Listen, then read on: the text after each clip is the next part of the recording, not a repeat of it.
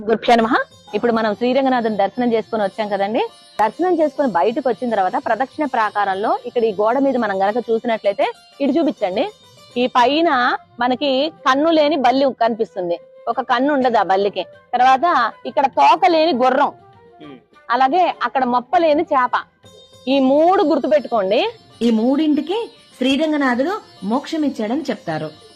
అలాగే ఆ ఎదురుగుండా ఒంటి స్తంభం మీద గరుడ ఆళ్వార్లు. వీరిని సేవించుకుంటేనే మనకి అక్కడ పైకి వెళ్ళిన తర్వాత సాక్ష్యం చెప్పాలి కదా. 4 అక్కడ 3 చూసామా, ఇదిగోండి 4. ఈ 4 మనం పైకి వెళ్ళిన తర్వాత మీరు శ్రీరంగం చూసారా అని అడుగుతాడు స్వామి.